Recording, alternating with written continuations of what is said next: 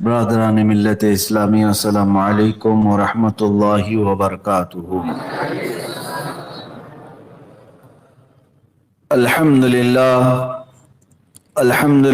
الحنان المنان الذي خلق الإنسان وعلمه البيان، والصلاة والسلام على رسوله سيد الإنس والجان وعلى آله وأصحابه ذوي الخير والإحسان، أما بعد، فأعوذ بالله من الشيطان الرجيم، بسم الله الرحمن الرحيم، إن الدين عند الله الإسلام، صدق الله مولانا العظيم، وبلغنا رسوله النبي الأمين المتين المختار الكريم، ونحن على ذلك من الشاهدين والشاكرين، والحمد لله رب العالمين۔ بارگاہ رسالت معاب صلی اللہ تعالی علیہ وسلم میں درود پاک کا ہدیہ پیش کریں۔ اللہم صل علی سیدنا و مولانا محمد معدن الجود والکرم وآلہ واصحابہ الکرام وابنہ الکریم، وبارک وسلم صلاة دائمة سرمدا ابدا۔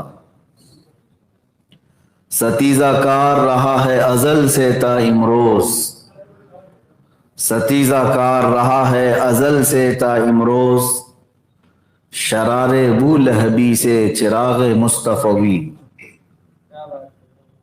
میرے عزیزو، جب سے دنیا وجود میں آئی، اللہ عز و جل نے انسانوں کی نسل کو یہاں پر آباد فرمایا، اس وقت سے لے کر دو جماعتیں ہمیشہ اس زمین پر رہی، ایک حق جماعت اور ایک باطل جماعت، اور ان دونوں جماعتوں میں ٹکراؤ بھی ہوتا رہا، ہمیشہ ٹکراؤ ہوتا رہا۔ ظاہر سی بات ہے، دن اور رات مل نہیں سکتے، سفید اور کالا ایک نہیں ہو سکتے، اسی طرح حق اور باطل دونوں ایک نہیں ہو سکتے۔ اور اقبال نے جو کہا ستیزہ کار رہا ہے ازل سے تا امروز، جس کا مطلب یہی ہے کہ لڑتا رہا ہے، معرکے کرتا رہا ہے حق اور باطل، کب سے؟ ازل سے لے کر آج تک دو چیزیں لڑتی رہی ہیں، شرار بو لہبی سے چراغ مصطفی۔ ابو لہب کی شرارتیں ایک طرف، مصطفیٰ کریم صلی اللہ علیہ وسلم کی محبت کی روشنی ایک طرف۔ میرے عزیزو، اللہ عز و جل نے قرآن میں یہ فرمایا، وَقُلْ جَاءَ الْحَقُّ وَزَهَقَ الْبَاطِلُ۔ اے محبوب، آپ فرما دیں حق آ گیا اور باطل مٹ گیا۔ ان الباطل کان زہوقا، بے شک باطل کو تو مٹنا ہی تھا۔ ٹکراؤ تو ہوتا رہے گا، مقابلہ ہوتا رہے گا، لیکن ایک بات یاد رکھیں، تھوڑی دیر کے لیے، تھوڑے دنوں کے لیے حق کو ستایا جا سکتا ہے، پریشان کیا جا سکتا ہے، لیکن حق کو ختم کبھی نہیں کیا جا سکتا۔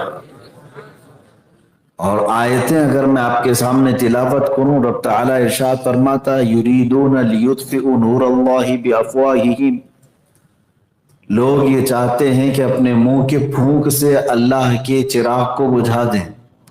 اللہ کا چراغ یہ دین اسلام ہے، مصطفیٰ کریم صلی اللہ علیہ وسلم کی ذات ہے، اور اللہ تعالیٰ فرماتا ہے واللہ متم نورہ، اللہ تو اپنے نور کو مکمل کر کے رہے گا۔ کسی کے منہ کے پھونک سے بجھایا جانے والا یہ چراغ نہیں ہے۔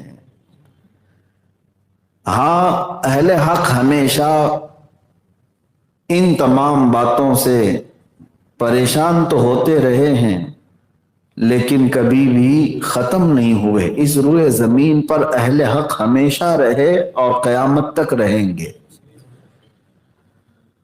باطل اپنی پوری طاقتوں کے ساتھ آتا ہے، قوت جمع کرتا ہے اور ٹکراتا بھی ہے، بظاہر لوگوں کو ایسا لگتا بھی ہے کہ اب یہ حق جماعت ہمیشہ کے لیے ختم ہو جائے گی، لیکن ایسا کبھی نہیں ہوتا، ایسا کبھی نہیں ہوتا۔ اس کے پیچھے کیا راز ہے میرے عزیزوں؟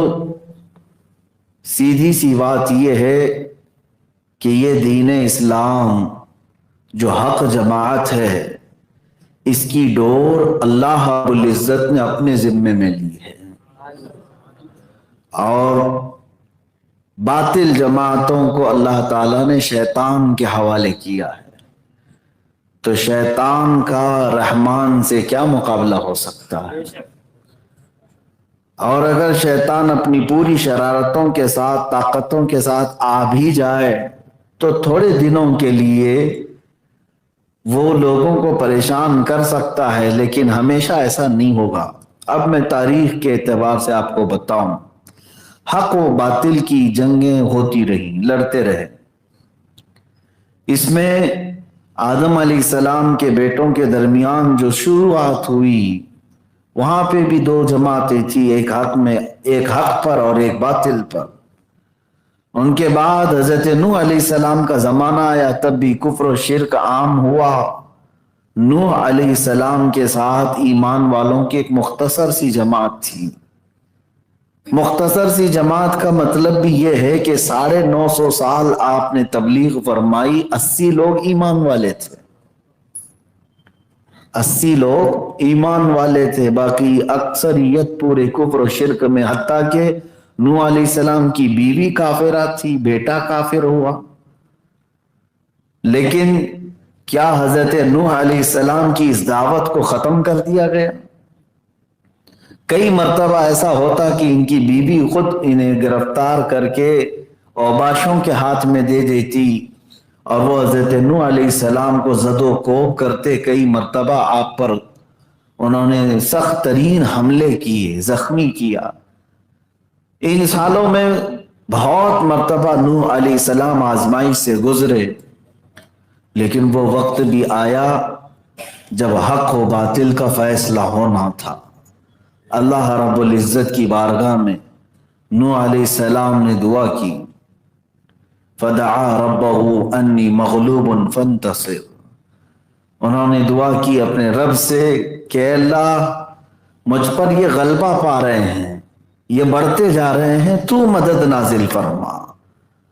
ففتحنا ابواب السماء بماء منہمر۔ اللہ تعالیٰ فرماتا ہے پھر ہم نے آسمان کے سارے دروازے کھول دیے پانی کے لیے، اور ایسا پانی برسایا۔ وفجرنا الارض عیونا فالتقى الماء على امر قد قدر۔ اللہ فرماتا ہے آسمانوں کے دروازے بھی کھول دیے اور زمینوں کو بھی پھاڑ دیا، یہاں سے بھی سوتے نکلے۔ اتنا پانی آیا کہ دنیا میں کوئی پہاڑ بھی باقی نہیں رہا، سب غرق ہو چکے تھے۔ اب اللہ رب العزت کو جنہیں بچانا ہے انہی کو بچاتا ہے۔ وہی 80 لوگ ایمان والے جو حق جماعت میں تھے، وہ صحیح سلامت اس طوفان نوح سے نکل آئے۔ کئی دنوں کے بعد اس کشتی سے جب باہر آئے تو اس دنیا میں جو باقی تھے وہ صرف ایمان والے ہی باقی تھے۔ اس طرح کے حالات ہوتے رہے، حق اور باطل کا ٹکراؤ۔ آپ کو پھر تاریخ میں لے جاؤں تو سیدنا ابراہیم علیہ الصلوۃ والتسلیم کے ساتھ بھی حق اور باطل کا ہی تو ٹکراؤ تھا۔ اور باطل کتنی طاقت جمع کرتا ہے میں آپ کو بتاؤں، کتنی طاقت اور قوت۔ سیدنا ابراہیم علیہ السلام کو ختم کرنے کے لیے انہوں نے دنیا کی سب سے بڑی آگ جلائی، یہ سب کو پتا ہے، اور اتنی بھیانک آگ لگائی کہ اس کے شعلے آسمان تک پہنچ رہے ہوں، اس کی گرمی کافی دور تک، یہاں تک کہ کوئی قریب نہیں جا سکتا تھا۔ اگر کوئی پرندہ بھی ہوا میں اڑتا اس آگ کے آس پاس تو جل جاتا تھا۔ اتنی بھیانک آگ لگائی صرف حضرت ابراہیم علیہ السلام کو اس میں جھونکنے کے لیے، پھر منجنیق بنا کر کے مشین جس کے ذریعے سے حضرت ابراہیم علیہ السلام کو انہوں نے ڈال دیا۔ یہی باطل سمجھتا ہے ہر زمانے میں کہ حق کو ہم نے سرے سے ختم کر دیا۔ اس کو آگ میں جھونک دیا، آگ میں ڈال دیا۔ ایسا نہیں ہے، حق اگر تنہا بھی ہو تو اللہ اس کے ساتھ ہے۔ ابراہیم علیہ السلام کو ادھر آگ میں ڈالا گیا، فوراً رب ذوالجلال نے جبرائیل امین کو بھیجا۔ حضرت جبرائیل علیہ السلام سب سے زیادہ تیز دنیا میں جو آئے ہیں، وہ 3 وقت ایسے ہیں جس میں حضرت جبرائیل علیہ السلام سب سے تیزی سے دنیا میں اترے۔ ان میں سے ایک وقت جب حضرت یوسف علیہ السلام کو ان کے بھائیوں نے کنویں میں ڈالا تھا، اور دوسرا وقت حضرت اسماعیل علیہ السلام کی گردن پر جب حضرت ابراہیم نے چھری رکھ دی تھی، اور تیسرا وقت یہ ہے جب حضرت ابراہیم علیہ السلام کو باطل جماعت نے آگ میں جھونک دیا تھا، تو آگ میں آپ کے گرنے سے قبل حضرت جبرائیل آ گئے۔ اور اب دیکھیں، جو حق جماعت پر ہو اس کا بچنا اور اس کا صحیح سلامت نکلنا کس بنیاد پر ہوتا ہے، اس کے اندر کون سی طاقت ہوتی ہے، اسی بات پر میں آج گفتگو کروں گا۔ مجھے حکم یہی ہوا، حق و باطل کے درمیان خط امتیاز کیا ہے، حق اور باطل کے درمیان فرق کرنے والی چیز کون سی ہے۔ مجھے حکم یہی دیا گیا آج کے لیے، میں یہی بات عرض کروں گا کہ اب جو حق پر ہوتا ہے اس کے اندر کون سی ایسی طاقت ہوتی ہے جو اسے ان تمام بری آفات و بلیات سے بچا لے جاتی ہے۔ وہ آگ میں گرے، پانی میں غرق ہو، تب بھی صحیح سلامت نکل جائے۔ کون سی طاقت ہے؟ وہ طاقت میں آپ کو بتاتا ہوں۔ جبرائیل امین آئے، پوچھا الک حاجت یا خلیل اللہ، اے اللہ کے خلیل کوئی حاجت ہے تو بتا دے، مجھے اللہ نے بھیجا ہے۔ حضرت ابراہیم علیہ السلام نے کیا کہا؟ ہاں حاجت تو ہے، لیکن آپ سے نہیں، اللہ رب العزت سے۔ یہ جو توکل اور ایمان ہے اللہ کی ذات پر، یہی حق جماعت کو ہمیشہ غالب کرتا ہے۔ آپ سمجھ میں آئے؟ حق اور باطل کے درمیان جو خط امتیاز ہے، فرق پیدا کرنے والی چیز، وہ اللہ کی ذات پر توکل، اور ہم مومنین کے لیے اس کے بعد رسول پاک کی بے پناہ محبت۔ یہ 2 چیزیں جس کے سینے میں آئی، یوں سمجھ لیں کہ وہ حق اور باطل کے درمیان فرق کر دے گا، اور ہمیشہ اللہ رب العزت اسے نصرت و فتح کی طرف لے جائے گا۔ ابراہیم علیہ السلام کو آگ میں جھونک کر کے انہوں نے یہ سوچا حق ختم ہو گیا؟ نہیں میرے عزیزوں، کئی دن وہ آگ جلتی رہی۔ جب آگ بجھ گئی تو ابراہیم علیہ السلام اپنے کپڑے جھاڑتے ہوئے باہر نکل آئے، کچھ نہیں ہوا، اس لیے کہ اللہ رب العزت کے حکم سے ہی اس کائنات میں ہوتا ہے جو کچھ بھی ہوتا ہے۔ جو کچھ بھی ہو وہ اللہ رب العزت کے حکم سے ہوگا۔ ان کے بعد سیدنا موسیٰ علیہ السلام کے سامنے بھی ایک بہت بڑی طاقت تھی، فرعون جس نے یہ کہا تھا انا ربکم الاعلی، میں تمہارا سب سے بلند و بالا رب ہوں، خدائی کا دعویٰ کرنے والا فرعون موسیٰ علیہ السلام کے مقابل میں ہے۔ اس فرعون کی طاقت کا حال یہ تھا کہ وہ 1000 لوگوں سے تنہا لڑ سکتا تھا۔ اس کی عمر 100 سال کی ہوئی تب تک کوئی بیماری اس کو نہیں آئی، تو یہ تمام چیزیں اسے غرور پیدا کر چکی تھی کہ میں کبھی بیمار نہیں ہوتا، اور طاقت میں سب سے زیادہ، جسے چاہتا مارتا تھا، جسے چاہتا چھوڑتا تھا۔ تو اس غلبہ غرور میں اس نے خدائی کا دعویٰ بھی کیا۔ طاقت و قوت کا حال یہ تھا کہ لاکھوں فوج اس کو سجدہ کرتی تھی، پوری کی پوری جہاں جہاں دنیا میں لوگ بستے ہیں تقریباً اس کی فرما بردار لوگ ہو چکے تھے۔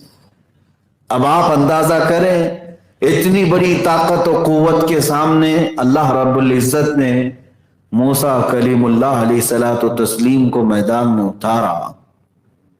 سیدنا موسیٰ علیہ الصلوۃ والتسلیم جب فرعون کے مقابل میں آئے تو حضرت موسیٰ علیہ السلام کے پاس کون سی بڑی جماعت تھی؟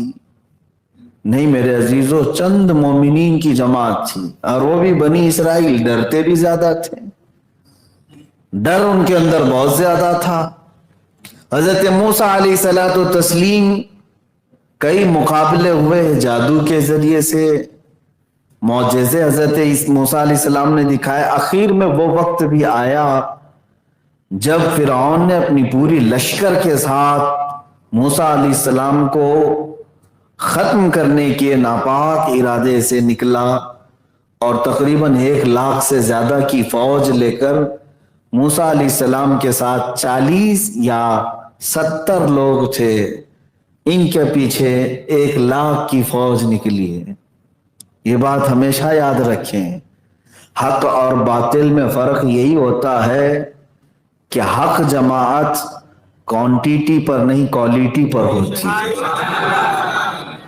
اور باطل جماعت پوری تعداد سے بھرپور، لیکن ہمیشہ حق جماعت نے انہیں دھول چٹایا ہے۔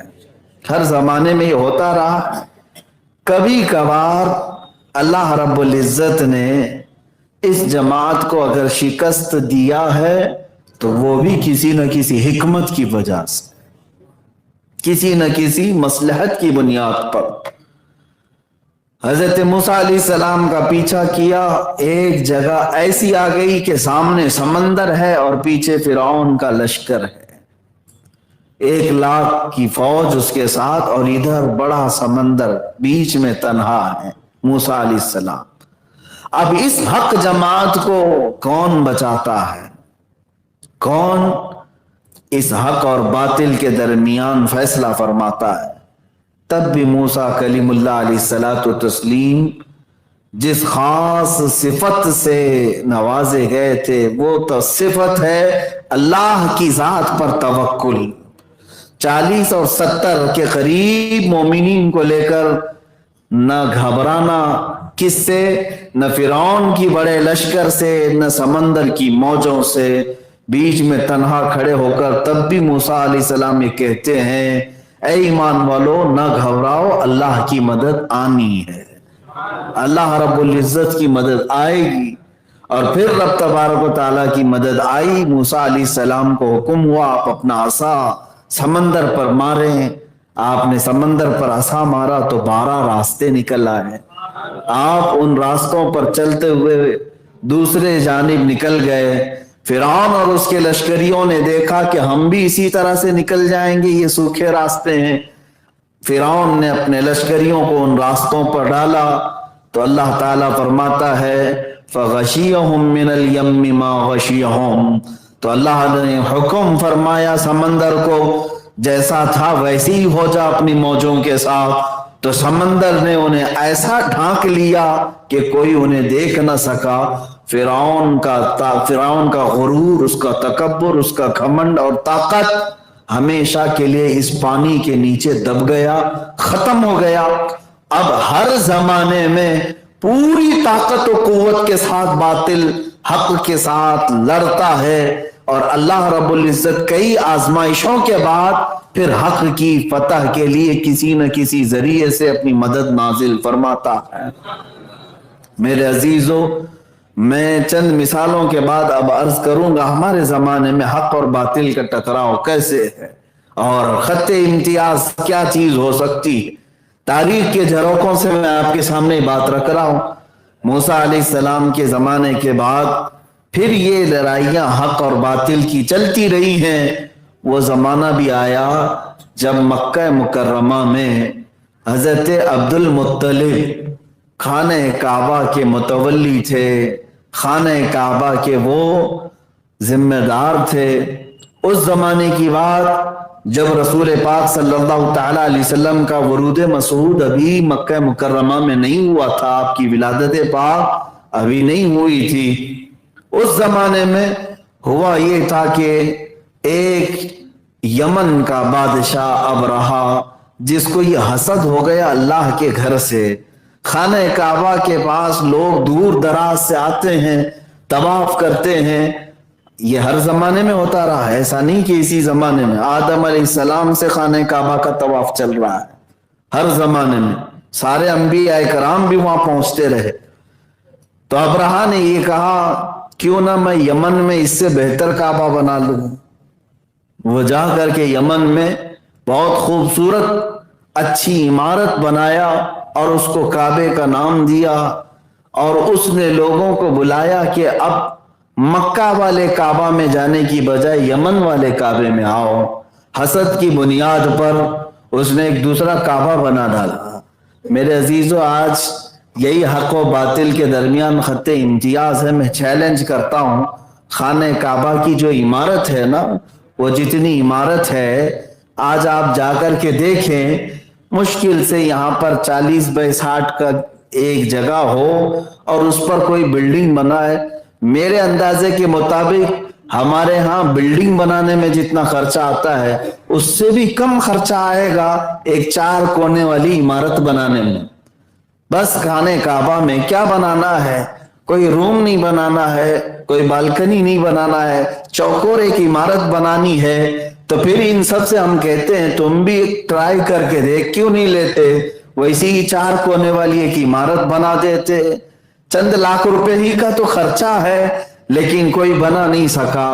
میرے عزیزو، حق و باطل کے درمیان خط امتیاز یہی ہے، بلڈنگیں ویسی لاکھوں بنائی جا سکتی ہیں، لیکن لوگوں کے دلوں کو کون اس طرف کھینچ سکتا ہے؟ کشش کہاں سے لا سکیں گے ہم؟ جو خانہ کعبہ کے اندر ہے وہ ہر ایک عمارت کے اندر نہیں آ سکتی.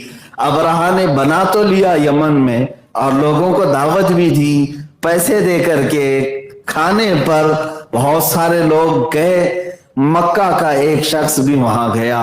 ظاہر سی بات ہے قریش اور مکہ والے خانہ کعبہ سے بے انتہا محبت کرتے رہے ہر زمانے میں.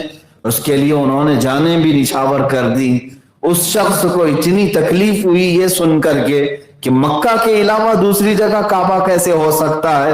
ابرہا کے اس کعبے کو دیکھنے کے لیے وہ گیا، چاروں طرف سے دیکھ کر کے اس کے بنائے ہوئے کعبے کے سامنے کھڑے ہو کر پیشاب کیا اور کہا ابرہا تیرے بنائی ہوئی اس عمارت کی یہی حیثیت ہے کہ مکہ والا آ کر کے یہاں تیرے سامنے پیشاب کر کے جاتا ہے. اس نے اس کی توہین کی. اس کی توہین ایسی، بادشاہ نے اسے ختم بھی کیا. اور عمارت کی جب کہ کوئی پیشاب کر کے جائے تو پھر بچا کیا اس کا؟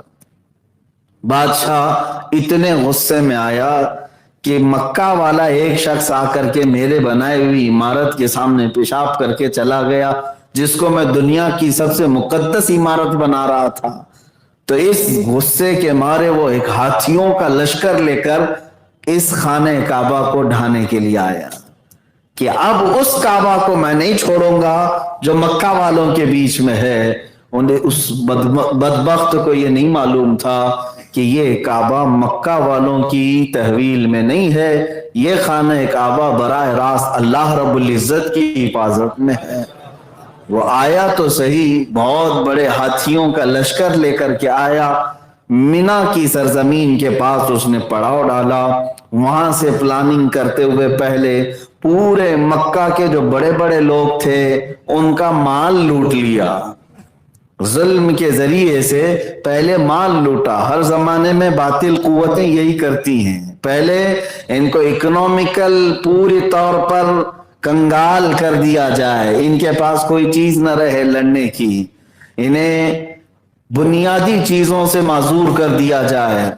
سپر پاور نام سے آج جو ملک پہچانے جاتے ہیں پوری دنیا میں، چاہے وہ امریکہ ہو یا رشیا ہو، ان کے اندر بھی اتنی ہمت نہیں ہوتی کسی کے ہاں ڈائریکٹ جانے کی اور حملہ کرنے کی، بلکہ عراق جیسے چھوٹے ملک کو 10 سال تک پابندی لگاتے ہیں کہ یہاں پر کوئی بھی دوائیاں پہنچنے نہ پائیں، کوئی ان کو بنیادی ضرورتیں پہنچنے نہ پائیں.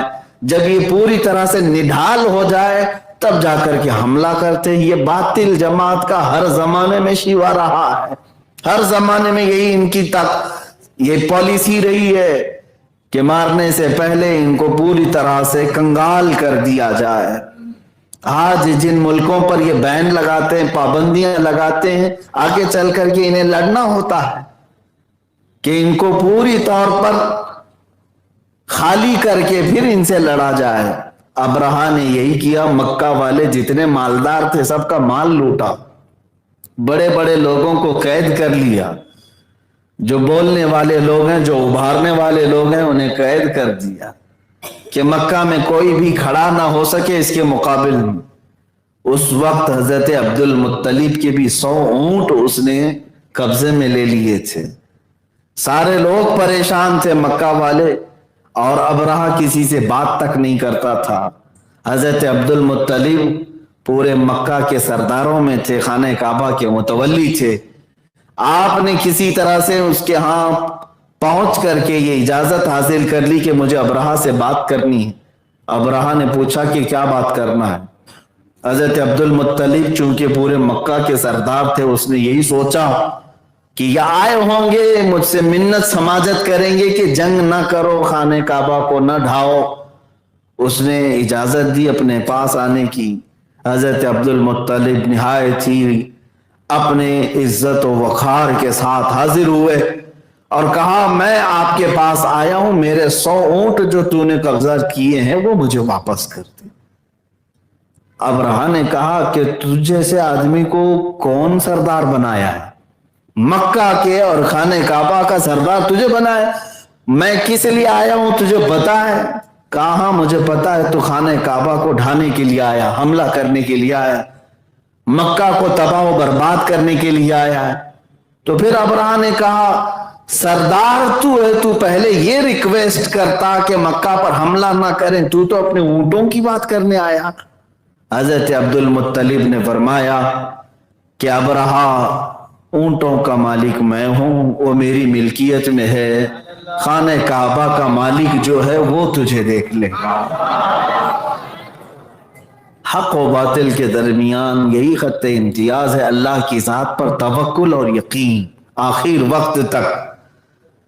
ابرہا نے انہیں ان کے اونٹ واپس کیا اور واپس چلے گئے۔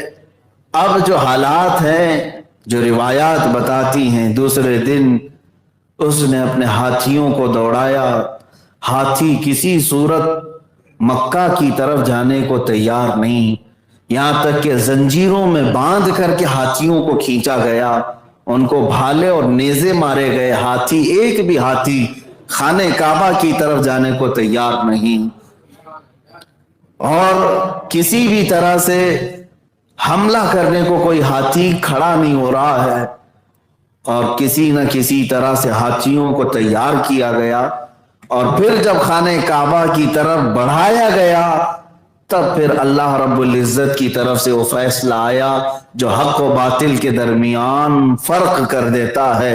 اللہ فرماتا ہے وَأَرْسَلَ عَلَيْهِمْ طَيْرًا أَبَابِيلَ، ہم نے ان پر ابابیل چڑیوں کو بھیجا، ترمیہم بحجارۃ من سجیل، وہ ان کو مارتی تھیں کس طرح سے؟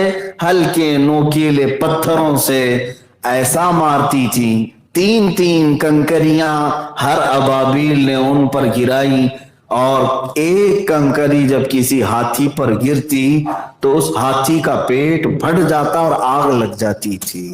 ان کنکریوں میں کیا طاقت تھی، کون سی قوت تھی؟ اور اس ابرہا کی پوری فوج پر جہاں جہاں کنکریاں گری وہ اس طرح سے ہلاک ہوئے کہ قرآن کہتا ہے فَجَعَلَهُمْ كَعَصْفٍ مَأْكُولٍ، ان ابابیلوں نے انہیں کیا کر دیا؟ ایسے کر دیا جیسے کوئی مرغی کو کھا کر کے چھوڑا ہوا ہے، یعنی پورے پر چھیل لیے ہوں، گوشت کھا چکے ہوں۔ اس پوری فوج کا یہ حال تھا کہ ان کی ہاتھیوں کی ہڈیاں دکھنے لگ گئی اور ان کی کھوپڑیاں بکھر گئی۔ اللہ رب العزت نے چند ساعتوں میں اس پوری باطل جماعت کو تہس نہس فرمایا۔ یہ پورا سورہ الم تر کیف فعل ربک باصحاب الفیل، سورہ فیل پڑھیں آپ کو سمجھ میں آئے گا۔ وہ نکلا تھا حرم کعبہ کو ختم کرنے کے لیے، اور بظاہر اللہ رب العزت نے انسانوں کی جماعت سے ان کا مقابلہ نہیں کروایا، بلکہ ہلکی چھوٹی چڑیوں کو بھیج کر باطل کو ان کی اوقات یاد دلائی۔ میرے عزیزو، یہی چیز اللہ رب العزت کے قوانین میں اور اس کے دستور میں ہمیں نظر آتی ہے کہ جب جب حق اور باطل کا ٹکراؤ ہوتا رہا ہے بسا اوقات اللہ بہت چھوٹی سی طاقتوں سے باطل کو ہمیشہ کے لیے ختم فرماتا ہے۔ وہ رب ذوالجلال ہے جو نمرود کو مچھر سے ہلاک فرماتا ہے، وہ رب ذوالجلال ہے جو فرعون کو پانی سے ہلاک کرتا ہے، وہ رب ذوالجلال ہے جو ابرہا کو ہلکی ہلکی کنکریوں سے ابابیل سے ہلاک کرتا ہے، وہی رب ذوالجلال ہے جو ابو جہل کے غرور کو چھوٹے بچے معاذ اور معوذ سے ختم فرماتا ہے۔ حق اور باطل کے ٹکراؤ میں یہ اللہ رب العزت کا قانون بھی ہے کہ وہ باطل کو ان کی طاقت اور ان کی قوت کے اعتبار سے اتنی بڑی چیز سے مقابلہ نہیں کر پاتا، اللہ تعالی بہت ہلکی چیزوں سے ان کا خاتمہ فرماتا ہے۔ اب آئیے عزیزو، یہ بات تھی حق و باطل کے ٹکراؤ کی، حق اور باطل جماعت کے ٹکراؤ کی، ہمیشہ ہر زمانے میں رہا۔ اب جو بات مجھے عرض کرنی ہے وہ یہ ہے کہ یہ دو چیزیں تو دیکھنے میں آئی ہیں ہمیشہ، لیکن اے مسلمانوں، سب سے پہلی چیز یہ ہے کہ آپ میں سے ہر ایک فرد کو، ہر ایک بچے کو اور ہر جوان کو یہ یقین ہونا چاہیے کہ میں حق جماعت پر ہوں۔ آپ سب کو حق ہے، یقین ہے، ہر ایک کو اس بات کا یقین ہونا چاہیے کہ میں حق جماعت پر ہوں۔ اب یہ یقین کیسے آئے گا؟ یہ یقین کیسے آئے گا؟ یہ دو چیزوں سے آتا ہے، ایک اللہ کی ذات پر کمال کا یقین ہو اور اپنے نبی پاک سے کمال کی محبت ہو۔ یہ دو چیزوں سے تمہارے اندر وہ جذبہ بھی آتا ہے اور اپنے حق ہونے کا یقین بھی پیدا ہوتا ہے۔ دنیا تمہیں ڈگمگاتی ہے، شیطان کا حربہ کیا ہے جانتے ہیں؟ شیطان سب سے پہلے شک ڈالتا ہے دماغ میں کہ پتہ نہیں وہ صحیح ہے کہ یہ صحیح ہے۔ ان بحثوں میں ہر زمانے میں لوگ پڑے رہتے ہیں، آج بھی ہے انٹرنیٹ پر جو سب سے زیادہ مناظرے چلتے رہتے ہیں، فیس بک والے مناظر، واٹس ایپ والے جو مناظر ہیں، بڑے بڑے مناظر اعظم بیٹھے ہوئے ہیں، ان کے جو کٹے پر بیٹھ کر کے مناظرے ہوتے رہتے ہیں، رات میں نکڑ پہ بیٹھ کر کے، ان سب میں یہی بحثیں ہوتی ہیں، کون حق پر ہے کون باطل پر ہے، اور یہ شیطان کے اعلیٰ کار بن جاتے ہیں، شیطان کا ذریعہ بن جاتے ہیں۔ میں اہل حق کی بات نہیں کر رہا ہوں جو مناظرہ کرتے ہیں، الحمدللہ اللہ نے ان کو غیر سے قوت بھی عطا فرمائی، وہ مناظرہ کرتے ہیں تو حق کا اظہار کرنے کے لیے۔ باقی میں ان لوگوں کو کہہ رہا ہوں جو کسان ہیں اور سرجری کرنے کی بات کرتے ہیں، میں ان لوگوں سے کہہ رہا ہوں میاں بیمار ہے کوئی آدمی، پیٹ میں درد ہو رہا ہے، آپریشن کروانے کے لیے ڈاکٹر کے پاس جائے گا کہ کسان کے پاس جائے گا؟ اور یہاں اکثر ایسا ہی ہے کہ کسان پھاوڑا اور کدالی لے کر آپریشن کو تیار بیٹھے ہوئے ہیں، ہر کوئی کہہ رہا ہے کہ ہم بھی جو ہے حکم لگا سکتے ہیں۔ میرے عزیزو، یہ جن کا حق ہے ان کو دے دیا جائے۔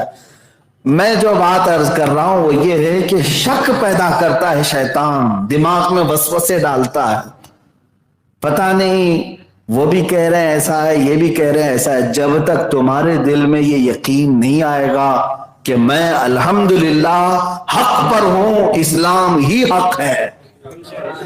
قرآن کہتا ہے ان الدین عند اللہ الاسلام، بے شک اللہ کے نزدیک دین اسلام ہی ہے، بے شک اللہ کے نزدیک دین اسلام ہی ہے۔ اب آئیے، آپ کو یقین جو بڑھنا چاہیے وہ دو چیزوں سے آتا ہے، اللہ کی ذات پر توکل اور رسول پاک کی ذات سے بے پناہ محبت۔ یہ دو چیزیں لے لو، ہم سے اگر کوئی چیز نصیحت میں حاصل کر سکتے ہو تو یہ دو چیزیں لے لو۔ آج حالات ایسے ہیں میرے عزیزو، میں خود بھی آپ سب سے یہ کہوں گا، اس کے پیچھے جانے سے بہتر ہے کہ اللہ رب العزت تمہارے لیے کوئی ایسی چیز نہیں ہے کہ جو معلوم نہ ہو، بلکہ بچپن سے تم نے لا الہ الا اللہ پڑھا ہے، اور ہر مسلمان کو اتنا یقین ہے کہ اللہ ہے، رب ذوالجلال ہے، تو اللہ تبارک و تعالیٰ کی ذات پر یقین کرتے چلے جاؤ اور حضور صلی اللہ علیہ وسلم کے بارے میں بھی اب کسی کو شک نہیں ہے کہ میرے نبی کونین صلی اللہ تعالی علیہ وسلم کیسے تھے، تقریباً ہر مسلمان جانتا۔ تو حضور سے محبت کرنا، یہ دو چیزیں تمہاری زندگی میں اگر آ گئی، باقی سب سے تم صرف نظر کر لو، اپنی آنکھیں پھیر لو، دنیا میں دوسروں کے ساتھ کیا کیا ہو رہا ہے ان تمام چیزوں سے تم صرف نظر کر لو۔ دو چیزوں کی تمہارے لیے آج بھی ضرورت ہے جو تمہیں یقین کے درجے کو پہنچاتی ہیں، اور یہی حق جماعت کا امتیاز ہے، حق جماعت کا وصف خاص ہے، اللہ کی ذات پر توکل اور رسول پاک سے بے پناہ محبت۔ آپ کو میں بتاتا ہوں، سیدنا خالد بن ولید رضی اللہ تعالیٰ ایک جگہ گئے ہیں، ایک علاقے میں عیسائیوں سے آپ کا مقابلہ ہے۔ حق پر ہونے کا یقین کیسا ہونا چاہیے، عیسائیوں سے مقابلہ ہے، اور کئی جگہوں پر ایسا ہوا ہے کہ مقابلے جو ہے صرف تلواروں سے نہیں ہوئے، کئی علاقے ایسے بھی آئے ہیں صحابہ کے ساتھ کہ کبھی علمی مقابلہ ہوا، کبھی زبانی مقابلہ ہوا، کبھی تلواروں کا مقابلہ ہوا، کبھی کسی اور طریقے سے بھی ہوا۔ جو میں مقابلہ آپ کو بتانے جا رہا ہوں وہ آج کے حالات سے اور مجھے جس طرح سے لوگ ابھی پہچانتے ہیں اس سے ریلیٹڈ چیز ہے۔ حضرت خالد بن ولید جب پہنچے تو عیسائیوں نے کیا کہا جانتے ہیں؟ کہا کہ اے خالد، ہم آپ سے تلواروں سے نہیں لڑیں گے، ایک چیز سے ہم فیصلہ کر لیتے ہیں۔ ایک نہایت ہی خطرناک قسم کا زہر لایا، زہر لا کر کے عیسائیوں نے سامنے رکھا، کہا کہ ہم دونوں میں سے آگے بڑھتے ہیں، جو حق جماعت پر ہوگا وہ اس کو بغیر کسی خطرے کے پی جائے گا، اس کو پی جائے گا۔ حضرت خالد بن ولید نے نہ ادھر دیکھا نہ ادھر دیکھا، سیدھے آگے بڑھ گئے۔ باطل چیلنج تو کرتا ہے، مقابلہ کرتے کی بات تو کرتا ہے، لیکن سامنے کبھی نہیں آتا، یہ تاریخ رہی ہے، حدیث پاک میں موجود ہے۔ پیش تو انہوں نے کیا، زہر بھی لائے اور زہر بھی رکھا گیا، اور جب عیسائی سامنے آئے تو انہوں نے یہی سوچا کہ میاں یہ سب باتیں ایسی ہیں، ڈرانے کے لیے کہا جاتا ہے، جیسے بعض لوگ کہتے ہیں نا کہ اگر تو مجھے ہرا دے گا تو 1 کروڑ کی کار دے دوں گا، کہہ دینے کی باتیں الگ ہوتی ہیں۔ بعض لوگ یہ سمجھتے ہیں کہ یہ ایسے ہی کہہ دیتے ہیں، لیکن وہ صحابہ تھے جو کہتے تھے وہ کرتے بھی تھے۔ جب عیسائیوں نے مقابلے کی بات کی، اور یہ مقابلہ مباہلہ کہلاتا ہے، حضرت خالد بن ولید سامنے بڑھے، اس زہر کی شیشی کو اٹھایا اور اپنے منہ سے لگا لیا۔ فرمایا گیا کہ اس زہر کی شیشی تو دور کی بات، اس زہر سے اگر کسی کا ہاتھ لگ جائے، انگلی لگ جائے تو پوری جسم کی چمڑی نکل سکتی تھی۔ اتنا خطرناک قسم کا زہر کہ اگر ایک بوند چلا جائے تو اس کی انتڑیاں پھٹ جائیں۔ وہ پوری شیشی حضرت خالد بن ولید نے اٹھا کر پی، اور اس کے بعد ان عیسائیوں سے کہا اب تمہاری باری ہے، تم میں سے کوئی آ سکتا ہے؟ وہ سارے کرسیاں چھوڑ کر بھاگ نکلے۔ یہی ہے حق اور باطل کا معرکہ۔ خط امتیاز جو ہے حضرت خالد بن ولید سے، لوگوں نے یہ کہا کہ آپ کو ڈر نہیں لگا، آپ کو خوف نہیں ہوا؟ اتنا خطرناک قسم کا زہر آپ نے پی لیا۔ اب جو حق جماعت پر ہوتا ہے اس کا توکل دیکھیں۔ حضرت خالد بن ولید نے فرمایا ڈر کس بات سے لگے گا؟ زہر سے نہیں، مجھے میرے مصطفیٰ کی بات پر یقین ہے۔ میرے آقا صلی اللہ تعالی علیہ وسلم نے فرمایا جس نے یہ پڑھا بسم اللہ الذی لا یضر مع اسمہ شیء فی الارض ولا فی السماء وهو السمیع العلیم، اس پر نہ زہر اثر کرے گا نہ سحر اثر کرے گا۔ میں نے یہ پڑھ لیا اور پی لیا، باقی میری کوئی طاقت و قوت نہیں تھی۔ اللہ اکبر۔ یہ اہل حق کی علامت ہے کہ وہ اپنے نبی سے بے پناہ محبت کرتے ہیں تو ان کی ہر بات پر یقین بھی رکھتے ہیں۔ عزیزان گرامی وقار، یہ बातिल और हक के मारके और मुकाबले बहुत तारीख में है, लेकिन अल्हम्दुलिल्लाह जो जमीन पर कायम रहने वाली जमात है वो अहले हक की ही है, अहले हक की है। हक बसा औकात ऐसा भी हुआ कि मुकाबलों में हमारे सर भी गए, हमारे जिस्म भी गए, लेकिन अहले हक ने इसको कभी भी ऐब नहीं समझा, ऐब नहीं समझा। हमारी जान जाती है तो जाए, इसलिए कि हमारा नारा ये है, जान दे दी दी हुई उसी की थी, जान दे दी दी हुई उसी की थी। हक तो ये है कि हक अदा ना हुआ, ये बुजुर्गों ने फरमाया। अल्लाह रब्बुल इज्जत और उसके हबीब पाक के लिए बात आ जाए तो फिर एक जान क्या है, अगर हो करोड़ों तेरे नाम पर सबको वारा करूं। मेरे अजीजों, सैयदना खालिद बिन वलीद रज़ियल्लाहु ताला अन्हु की बात नहीं, अहले हक का जो यकीन है ना, जो तवक्कुल है, वो बहुत आला दर्जे का है, आला दर्जे का। आज मैं वही चीज आपके सीने में डालकर जाना चाहता हूं। आपको जब ये यकीन है कि इस्लाम ही सच्चा है, मेरे नबी की जात ही सच्ची है, तो फिर याद रखना हर खतरे से तुम निपट सकते हो, आंधियों का रुख मोड़ सकते हो, तूफानों के मुंह को मोड़ सकते हो, लेकिन यकीन हो कि मेरा दीन सबसे सच्चा है और मेरे नबी की जात सबसे सच्ची है, और अल्लाह रब्बुल इज्जत पूरी कायनात का पैदा करने वाला है, उसी के दस्ते कुदरत में सारी मिल्कियत। वो अगर चाहे तो आग को जलाने का हुक्म दे, वो अगर चाहे तो समंदर को गर्क करने का हुक्म दे, और अगर वो हुक्म ना करे तो ना छुरी चलती है, ना आग जलाती है, ना समंदर डुबोता है, अगर अल्लाह का हुक्म नहीं आया। बास लोग ये कहते हैं कि ये चीजों की फितरत है, जैसे आग की फितरत है जलाना, छुरी की फितरत है काटना, पानी की फितरत है गर्क करना, हम भी मानते ये इन चीजों की फितरत है, लेकिन इनके अंदर तासीर देने वाला कौन है? अल्लाह रब्बुल इज्जत है। आग के अंदर गर्मी की तासीर अल्लाह रब्बुल इज्जत ने दी, छुरी को काटने की तासीर अल्लाह ने दी है, पानी को गर्क करने की तासीर अल्लाह ने दी है, और अगर वो रब्बे जुल जलाल न चाहे तो ये चीजें कुछ नहीं असर कर सकती, कुछ नहीं है। इसकी मिसालें हमारे पास मौजूद है।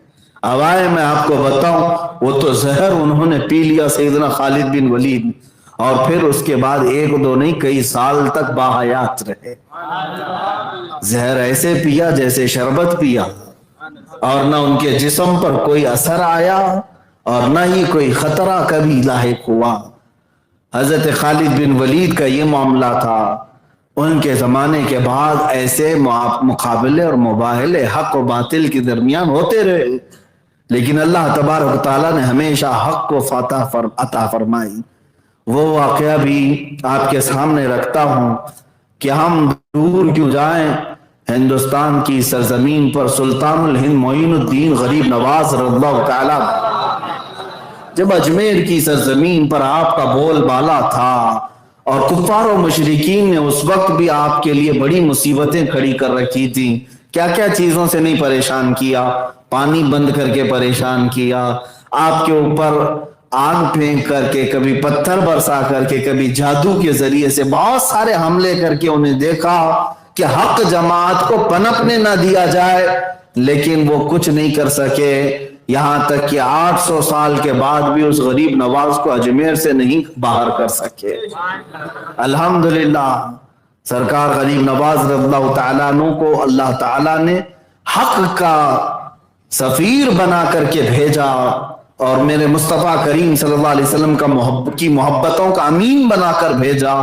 आपके साथ भी एक मामला ऐसा पेश आया कि आप गुजर रहे थे और आग के पुजारी आग जला करके हवन कर रहे थे। हाँ, बाज लोगों के नजदीक ये अग्नि पूजा भी तो है, और वो आग को अपना देवता भी समझते हैं, माँ भी समझते हैं, और क्या क्या समझते हैं वल्लाहु आलम।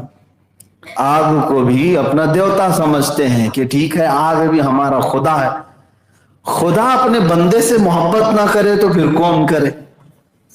ہمارا تو عقیدہ یہی ہے کہ ہمارا خدا ہمیں پالتا ہے، عقیدہ یہی ہے، وہ رب ہی ہے جو ہماری ساری ضرورتیں پوری کرتا ہے۔ اور جن لوگوں نے آگ کو خدا کہا، ہمارا سوال یہی ہے کہ یہ خدا تم سے محبت کیوں نہیں کرتا؟ تو حضرت غریب نواز کا بھی سیدھا سا سوال تھا، لاجک یہی کہتی ہے، آگ کی پوجا کرتے ہوئے بیٹھے ہیں، کافی دیر سے ہون چل رہا ہے، تو اس پنڈت کے سامنے حضرت غریب نواز نے یہ کہا کہ یہ خدا ہے تمہارا، کتنے سال برسوں سے یہ جل رہا ہے، اس کو بجھنے نہیں دیا، ہم نے بجھنے نہیں دیا، رات بھی دن بھی یہ جاری ہی رہتی آگ۔ تو آپ نے کہا ذرا اس میں ہاتھ تو ڈال کے دکھاؤ، اس میں ہاتھ ڈال کے دکھاؤ۔ اس پجاری نے کہا ایسا کیسے ہو سکتا ہے، یہ جلائے گی۔ کہا پھر وہ تم کو ہی جلاتی ہے تو خدا کیسے ہے؟ وہ تم تو عبادت کر رہے ہو، اس کی پوجا کر رہے ہو، کم سے کم تم کو تو بخش دینا چاہیے، چھوڑ دینا چاہیے۔ اس نے کہا میاں یہ سب باتیں مت کرو، اس کی تاثیر یہی ہے کہ یہ جلائے، آگ کی فطرت ہے وہ جلاتی ہے، ہم تو اس کی پوجا کرتے ہیں، ہم تو اس کی عبادت کرتے ہیں۔ حضرت غریب نواز رضی اللہ تعالیٰ عنہ نے فرمایا پھر یہ کیسا خدا ہے جو تم پر بھی رحم نہیں کرتا؟ میرا خدا تو مجھ پر رحم فرماتا ہے، میرا رب مجھ پر رحم فرماتا ہے، میں بھوکا ہوں تو کھلاتا ہے، میں کمزور ہوں تو طاقت دیتا ہے۔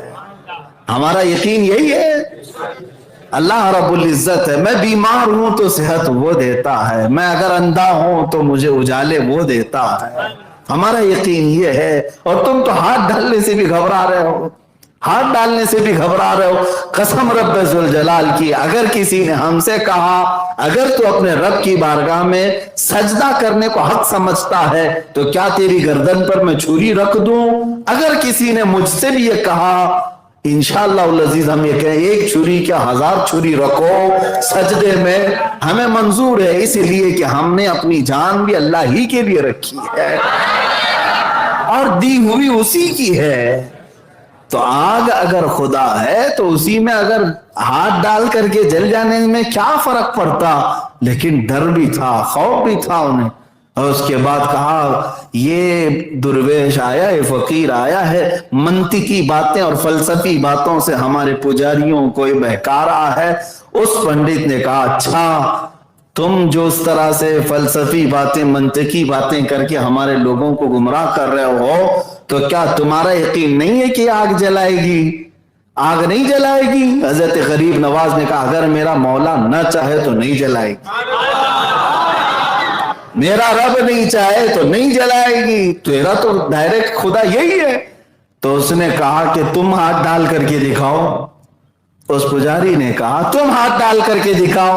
حضرت غریب نواز رضی اللہ تعالیٰ عنہ نے ہاتھ کیا، وہ پنڈت جو اگنی ہون کر رہا تھا اس کی گود میں ایک 1.5 سال یا 2 سال کا بچہ تھا، اس بچے کو اٹھا لیا اور ہاتھ نہیں بلکہ خود چل کے اس میں چلے گئے،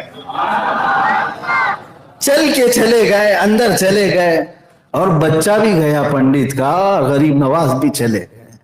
اب یہاں پر شور مچ گیا، یہ آگ کافی بڑی ہوتی تھی اور ایک ہال میں جلائی جاتی تھی جس کی پوجا ہوتی تھی، تو وہ چیختے چلاتے لوگوں کو جمع کیا کہ یہ جو مسلمان آیا ہے گیا تو گیا، میرے بچے کو بھی لے گیا، اور آگ میں پتہ نہیں کیا ہوا نظر بھی نہیں آ رہا ہے اندر۔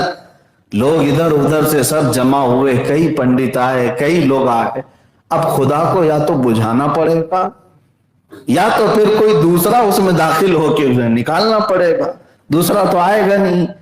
کافی دیر کے بعد جب لوگ جمع ہوئے، 1-2 گھنٹے نہیں گھنٹے گزر گئے، حضرت سرکار غریب نواز اپنے دامن کو جھاڑتے ہوئے اس آگ سے باہر تشریف لائے اور اس کے بچے کو اس کی گود میں دیا۔ اس نے دیکھا اس کی پیشانی بھی ٹھنڈی ہے، بچے کا جسم بھی ٹھنڈا ہے، آگ کی گرمی تک نہیں لگی، جلنا تو دور کی بات آگ کی گرمی نہیں لگی۔ اس پجاری نے بچے کو اپنے سینے سے لگایا۔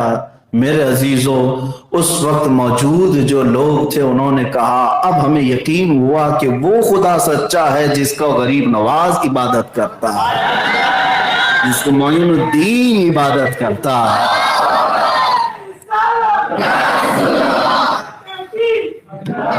عزیزان گرامی وقار، یہ حضرت غریب نواز رضی اللہ تعالیٰ عنہ کے سلامتی کے ساتھ باہر آنے کے بعد اب ایک سوال میں یہ کرتا ہوں، یہاں لگے ہاتھوں ایک بات عرض کر دیتا ہوں۔ حق و باطل کے درمیان معرکہ ہوا، مقابلہ ہوا، اور جب امتحان کی بات آئی تو اللہ نے فتح ہمیشہ اہل حق کو عطا فرمائی، اہل حق کو عطا فرمائی۔ اب حضرت سرکار غریب نواز رضی اللہ تعالیٰ عنہ باہر تو آئے، ایک سوال تو بنتا ہے، ایک سوال تو یہ بنتا ہے کہ آپ اللہ کے ولی تھے، کوئی یہ کہتا ہے، اگر کوئی یہ کہے آپ اللہ کے ولی تھے، فنا پھر رسول تھے، عطائے رسول تھے، آپ گئے آگ میں اور اللہ نے آگ کی تاثیر کو ختم کیا اور نہیں جلایا، واپس آ گئے، لیکن بچہ جو گود میں تھا وہ تو پنڈت کا تھا، وہ بھی صحیح سلامت آیا۔ میرے عزیزو، اب یہاں پر ہم ان منکرین وسیلہ کو جواب دیتے ہیں جو کہتے ہیں وسیلہ نہیں لینا چاہیے۔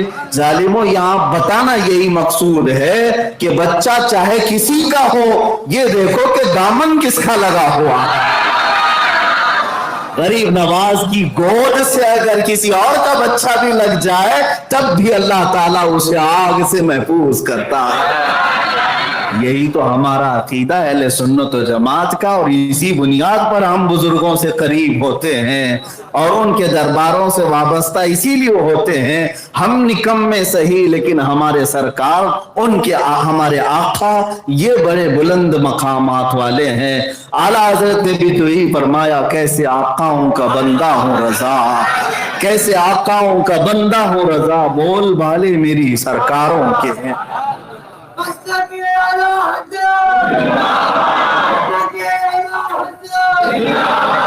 حق و باطل کے درمیان معرکہ ہوتا رہا اور اہل حق کو اللہ تعالیٰ نے فتح ہمیشہ عطا فرمائی۔ میرے عزیزو، سرکار غریب نواز رضی اللہ تعالیٰ عنہ کے اس واقعے کے بعد اور کئی مثالیں ایسی موجود ہیں، لیکن ایک بات یاد رکھنا، ہمیشہ اہل حق کو اللہ نے جو سربلند کیا، ان کے اندر جو وصف تھا، جو خاصیت تھی، وہ اللہ کی ذات پر توکل، اللہ کی ذات پر یقین اور مصطفیٰ کریم صلی اللہ علیہ وسلم سے بے پناہ محبت۔ یہ دو چیزیں جس کے سینے میں آئیں، سمجھ لو کہ وہ بندہ ہمیشہ اللہ تعالیٰ کے حفظ و امان میں ہے، اللہ کے حفظ و امان میں ہے۔ پوری دنیا چاہے تو کچھ نہیں کر سکتی، اور اگر اللہ نے اس کے مقدر میں کچھ لکھا ہے تو وہ ہو کر رہے گا۔ ایک توکل اور ایک یقین اور بھی بتا دوں، یہ مسلمانوں کی فوج ہے، سب سے پہلی مرتبہ یورپ کی سرزمین پر اترنے جا رہی ہے۔ عرب میں اسلام تھا، یورپ میں آنا تھا، ایشیا سے یورپ ایک دوسرے بر اعظم میں جا رہا ہے، ایک دوسرے انٹرکانٹیننٹل میں جا رہا ہے۔ اب اس وقت حالات کیا تھے؟ عرب اور یورپ کو جوڑنے والا جو سمندر ہے، میڈیٹرین سی، آج بھی وہ سمندر دیکھا ہوگا لوگوں نے، کافی بڑا سمندر، اس سمندر کو عبور کر کے صحابہ تابعین کی جماعت یورپ میں اتر رہی، اور سپہ سالار کا نام ہے طارق بن زیاد، طارق بن زیاد، اور جوانی کا عالم ہے، اور یہ مجاہدین کی ایک فوج لے کر اسپین کی سرزمین پر اترا۔ جب وہاں پر اسپین کو پہلے اندلس کہا جاتا تھا، آج اسپین ہے، طارق بن زیاد اپنی فوج کو لے کر کے جب اترا تو اس کے بعد سارے لوگوں کو جمع کر کے ایک بار سوال کیا، کوئی اگر جانا چاہے تو ابھی راستے تیار کھلیں، جا سکتا ہے۔ کسی نے بھی جانے کی بات نہیں کی، تو جن کشتیوں میں بیٹھ کر کے آئے تھے ان کشتیوں کو کنارے لایا گیا اور ان تمام لکڑی کی کشتیوں کو آگ لگا دی گئی، کیونکہ اب سواری ہے، سواری کو کیوں جلایا؟ مجاہدین نے پوچھا کہ یہ کشتیاں سواری ہیں جن میں بیٹھ کر کے عرب سے لے کر یورپ کا سفر کیا، جلائے کیوں؟ یہی اہل حق کی علامت ہے۔ طارق بن زیاد نے کہا، اس لیے کہ ہم باطل سے لڑنے جا رہے ہیں اور کسی کے سینے میں یہ شک بھی نہ ہو کہ ہم جان بچا کر واپس جا سکیں۔ ہم میں سے کسی کو یہ ہلکی سی امید بھی نہیں ہونی چاہیے کہ اگر سختیاں ہو گئی ہمارے اوپر تو ہم جان بچا کر کے واپس ان کشتیوں میں بیٹھ کر کے عرب چلے جائیں گے۔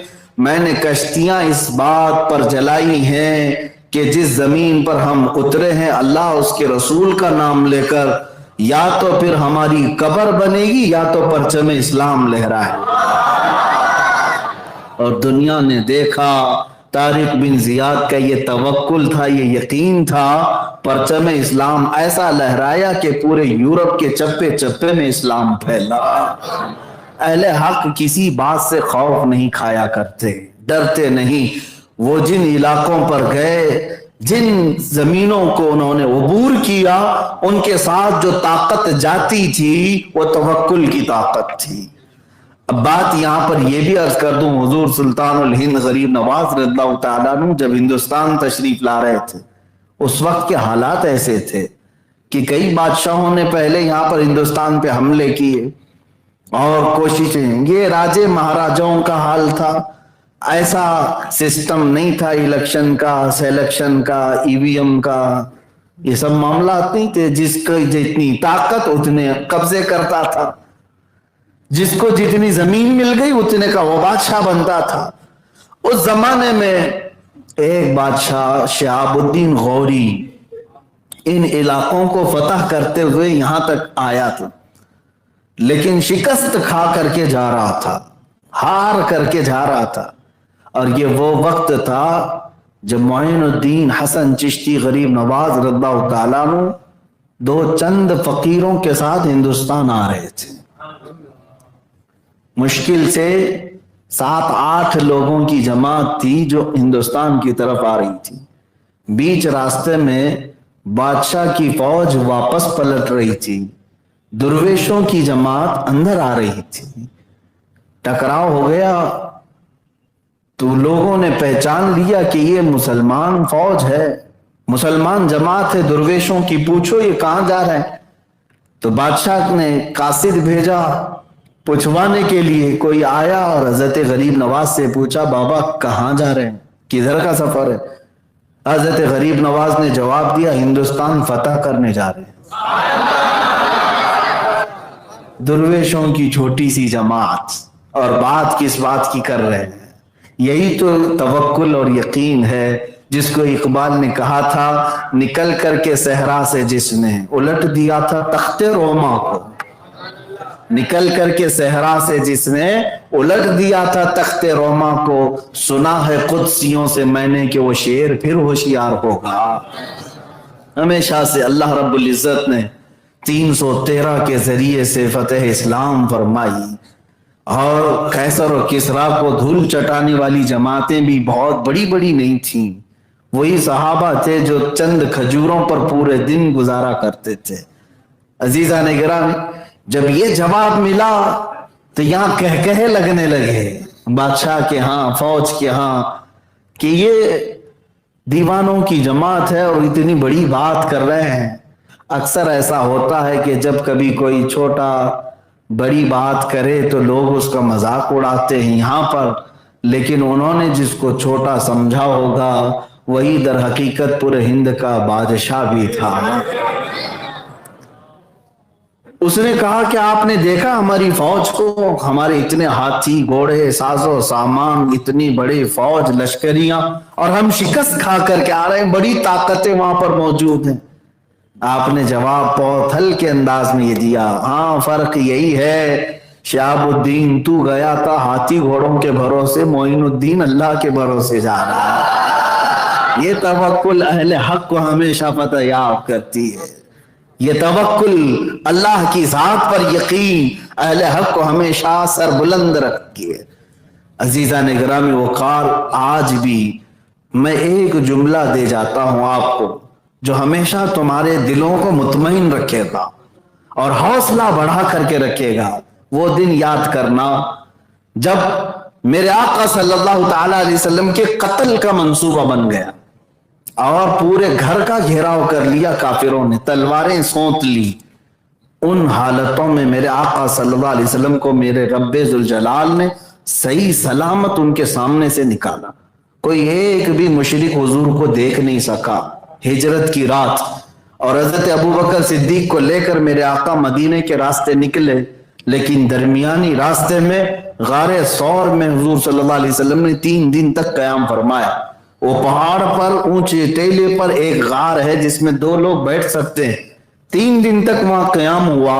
اب میں آپ کو جو بات بتانے جا رہا ہوں، یہ غار ثور کا واقعہ اتنا اہم ہے کہ قرآن میں ذکر ہوا، 10ویں پارے میں اس کا ذکر آ گیا۔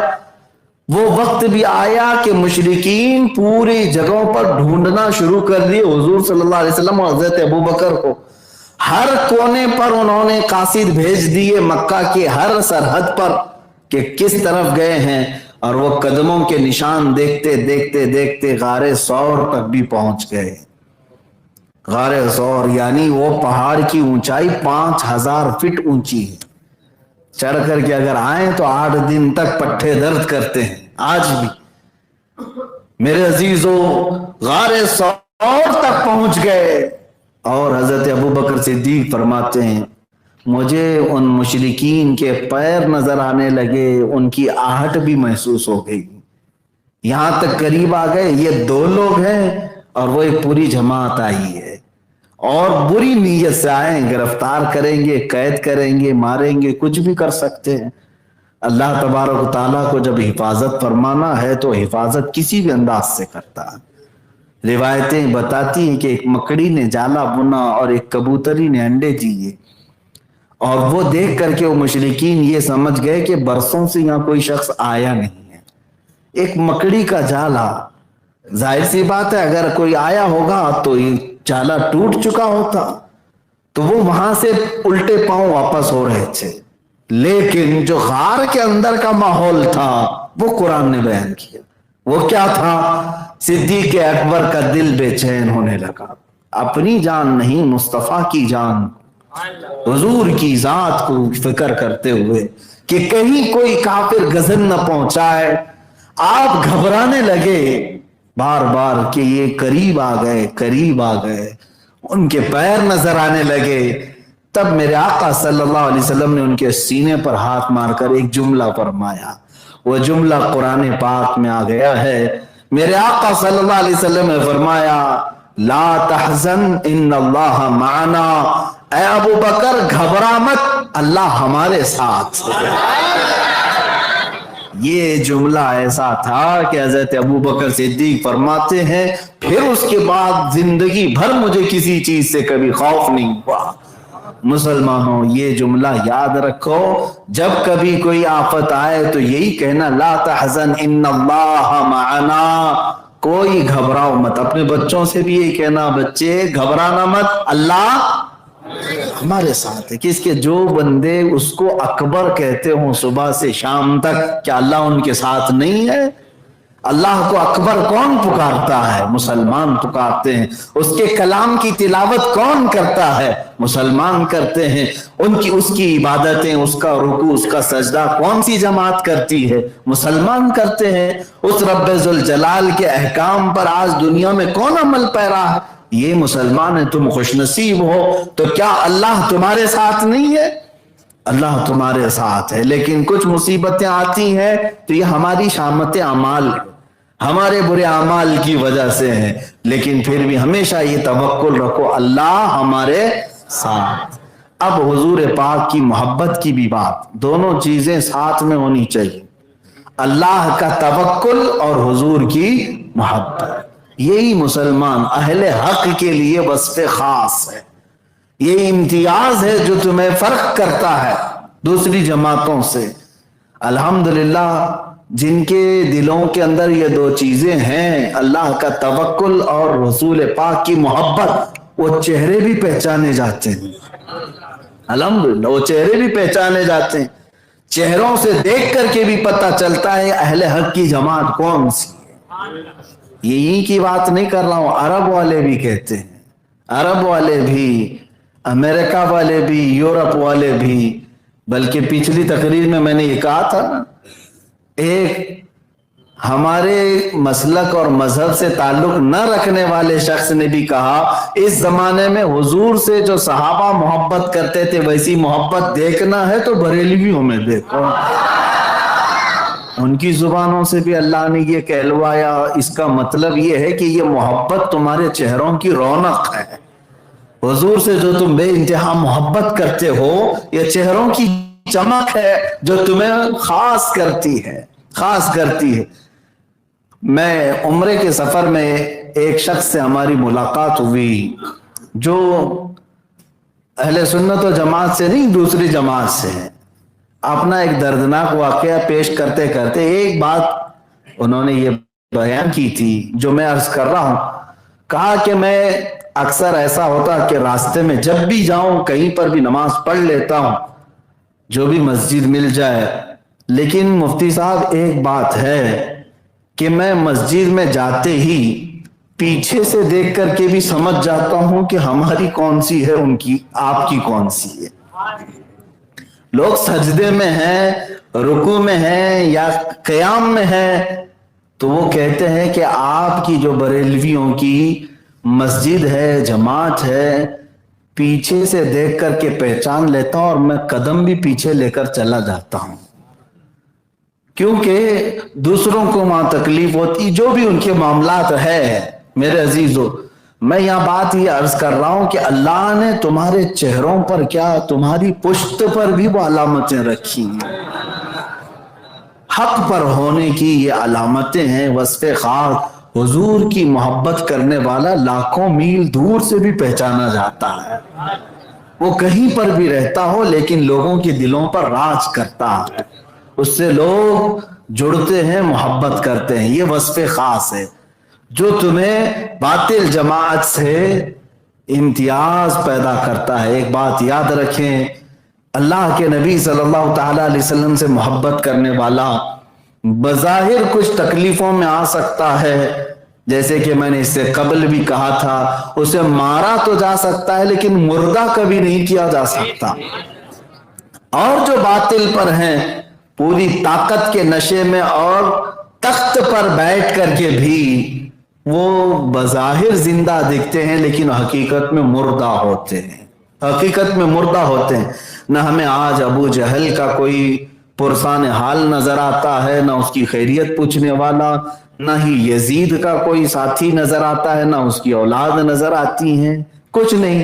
ہاں لیکن ناجائز طریقے سے کچھ لوگ ہو سکتے ہیں وراثت پائے ہوں جن کو ابھی میلاد میں بھی پیٹ درد کرے گا اور پکاریں گے کہ یہ کیوں، یہ جائز ہے کہ ناجائز ہے، شرک ہے یا بدعت ہے۔ جیسے آپ لوگوں کو پتہ ہے ہر سال حضور کی میلاد آنے سے پہلے کچھ لوگوں کے چہروں پر الگ سا رنگ آتا ہے۔ یہاں یہ بھی بات پتہ چلتی ہے کہ رنگ بدلنے کا طریقہ بھی الگ الگ ہے۔ ہماری مسجدیں روشن ہو جاتی ہیں اور کچھ مسجدیں اندھیرے میں آ جاتی ہیں۔ کون سی چیز ہے جو تمہیں الگ کر رہی ہے؟ فرق کیسی چیز سے پیدا ہو رہا ہے؟ محبت مصطفیٰ ہے، میرے آقا صلی اللہ تعالی علیہ وسلم کی محبت۔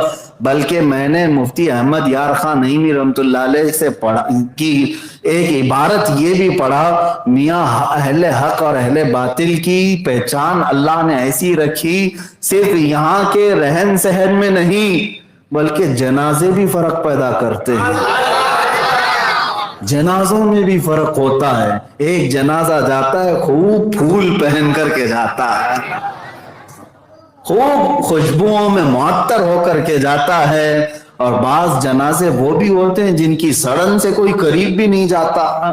اور یہاں الحمدللہ جب کوئی ہمارا جنازہ نکلتا ہے تو ایسا لگتا ہے کہ وہ دولہا بن کر کے جا رہا ہے، اور اس پر لوگ ہزاروں طریقے سے سلام بھی پڑھ رہے ہیں، درودوں کی ڈالیاں بھی نچھاور میرے آقا کی بارگاہ میں، اور اسے عزتوں کے ساتھ اتارا جاتا ہے۔ کس یقین کے ساتھ؟ بعض لوگ جنازہ لے کر بھاگتے ہیں اور ایسے دفن کر کے آتے ہیں کسی کو خبر بھی نہ ہو، پتہ بھی نہ چلے۔ نہیں، ہمارے ہاں تو الحمدللہ خوب اعلان کے ساتھ، مجرم تھا تو بھی، گنہگار تھا تو بھی، بہت سارے اس کے اندر خطائیں تھی تب بھی اسے سجاتے ہیں، سنوارتے ہیں، اچھے انداز سے لے جا کر کے دفناتے ہیں۔ کیوں؟ اس لیے کہ ہمارا یقین یہ ہوتا ہے کہ آج مصطفیٰ کے دیدار کے لیے جا رہا ہے، میرے آقا صلی اللہ تعالیٰ علیہ وسلم کی زیارت کے لیے جا رہا ہے۔ وہاں پہنچے گا تو اس کا چہرہ تو صاف ہو، اس کے لباس تو اچھے ہوں، اس کو سجایا جائے، یہ ہمارا اعتقاد ہے۔ جیسے کہ شاعر نے کہا تھا، اب تو پائے ناز سے اے فرشتوں کیوں اٹھوں، مر کے پہنچا ہوں یہاں اس دل ربا کے واسطے۔ اب یہاں پر بات میں اپنی گفتگو کو سمیٹتا ہوں، زیادہ دیر آپ کو نہیں تھکاؤں گا۔ حق و باطل کے درمیان جو وصف خاص ہے، جو تمہیں ممتاز کرتا ہے، وہ دو چیزیں ہیں، ایک اللہ کی ذات پر توکل اور دوسرے میرے مصطفیٰ کی ذات سے بے پناہ محبت۔ اب میں آپ کو بتاتا ہوں، یہ دو چیزیں جب آتی ہیں تو سارا خوف بھی نکالتی ہیں، ہر ڈر نکالتی ہیں، ہر خوف نکالتی ہیں۔ موسیٰ علیہ الصلوۃ والتسلیم کے ساتھ بظاہر کوئی فوج نہیں تھی، لیکن فرعون کی آنکھوں میں آنکھیں ڈال کر بات کرتے تھے۔ ہاں، بڑی بڑی طاقتوں کے ساتھ یہ مقابلہ کرتے، بات بھی کرتے۔ حضور صلی اللہ علیہ وسلم جب اپنے کسی صحابی کو قاصد بنا کر بھیجتے، وہ بڑے بڑے بادشاہوں کے درباروں میں جاتے اکیلے، اور بادشاہ سے ڈائریکٹ کیا بات کرتے؟ آپ دیکھیں، حضرت مصعب بن عمیر حضور کے سفیر ہیں، ترجمان ہیں، ایمبیسیڈر ہیں، حضور کا خط لے کر کے بادشاہ کے بھرے محل میں جاتے اور قرآن کی 2-4 آیتیں پڑھ کر سناتے، اور اس کے بعد سیدھے بادشاہ سے کہتے، اے بادشاہ تیری رعایا بڑی ہے، سلطنت بڑی ہے، میں تجھے دعوت دیتا ہوں اسلام قبول کر لے۔ ایک قاصد، ایک صحابی یا 2 صحابہ جاتے اور کس سے بات کرتے؟ بادشاہ وہ وزیروں کے بیچ بیٹھا ہے، سپاہیوں کے بیچ بیٹھا ہے، لیکن اہل حق کبھی کسی سے ڈرتے نہیں۔ شاعر نے کہا ہے کہ اہل حق کبھی کسی سے مات کھا سکتے نہیں، سر کٹا سکتے ہیں لیکن سر جھکا سکتے نہیں۔ یہی وصف ہے اہل حق کا۔ میں جو آخری بات عرض کرتا ہوں وہ یہ ہے، بڑی دل نشین بات ہے، دل میں بیٹھنے والی بات ہے، اور ہم سنیوں کے لیے جان میں جان پیدا کرنے والی بات ہے، ایمان میں جلا بخشنے والی بات ہے۔ جو چیز ہے توجہ سے سنیں، جو چیز ہمارے لیے یہاں بھی ضروری ہے وہاں بھی ضروری ہے۔ حضرت عمر فاروق رضی اللہ تعالیٰ حضور صلی اللہ علیہ وسلم کی مجلس میں بیٹھے ہیں، حضور پاک صلی اللہ تعالیٰ علیہ وسلم قبر کا تذکرہ فرما رہے تھے۔ کس چیز کا تذکرہ فرما رہے؟ ہاں، حدیث پاک میں حضور نے فرمایا سارے صحابہ سے کہ تمہیں پتا ہے جب ایک میت کو قبر میں رکھا جائے، تم اس کی تختیاں بند کر کے چلے جاتے ہو تو اللہ کے 2 فرشتے آتے ہیں۔ حضور فرماتے ہیں کالے چہرے والے، نیلی آنکھوں والے، اور سخت قسم کے ناخن اور ان کے دانت بڑے بڑے، ان کی صفات حضور بیان کر رہے تھے، نہایت ڈراونی شکل کے ہوں گے، اور وہ آ کر کے ہر میت سے سوال کریں گے۔ حضور پاک صلی اللہ علیہ وسلم سوالات بتا رہے تھے اور فرما رہے تھے کہ قبر کی سختیاں بہت ہیں، اور وہ سخت قسم کے فرشتے کسی پر رحم نہیں کریں گے، سختی سے سوال کریں گے۔ صحابہ کو یہ باتیں ہو گئیں۔ اس کے بعد حضور پاک صلی اللہ علیہ وسلم نے حضرت عمر سے پوچھا، اے عمر، جب یہ 2 فرشتے آئیں گے، عینانی ازرقانی، نیلی آنکھوں والے، کالے چہرے والے، تب تم کیا کرو گے؟ تم کیا کہو گے؟ کیا کرو گے؟ توجہ، حضرت عمر فاروق عرض کرتے، یا رسول اللہ صلی اللہ علیہ وسلم، آپ کی بارگاہ میں ایک عریضہ یہ ہے، آج جو میں آپ سے محبت کرتا ہوں، کیا میرے مرنے کے بعد قبر میں یہ محبت باقی رہے گی؟ میں جو آج آپ سے محبت کرتا ہوں، یہی محبت قبر میں بھی باقی رہے گی؟ رسول پاک صلی اللہ علیہ وسلم نے ارشاد فرمایا، اے عمر، دنیا کی محبتیں ختم ہوگی، میری محبت حشر میں بھی باقی رہے گی، حشر میں بھی باقی رہے گی، قبر میں بھی باقی رہے گی۔ جب میرے آقا نے یہ فرمایا کہ یہ محبت باقی رہے گی جو حضور سے کرتا ہے، حضرت عمر خوش ہوتے اور کہتے، یا رسول اللہ، تب تو ان فرشتوں سے نپٹنا میرے اوپر چھوڑ دیجیے، ڈرتا نہیں، مومن صالح اور محب رسول، حضور سے محبت کرنے والا کسی سے خوف نہیں کھاتا۔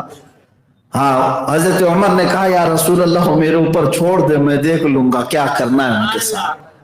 اب بات یہاں پر ختم نہیں ہوتی، اس واقعے کو لکھا ہے جن روایتوں میں حضرت عمر کا انتقال ہوا، دفنائے بھی گئے، اور کئی دنوں کے بعد ان کے بیٹے حضرت عبداللہ خواب میں دیکھتے ہیں اپنے والد کو، اور وہ روایت نقل کرتے ہیں۔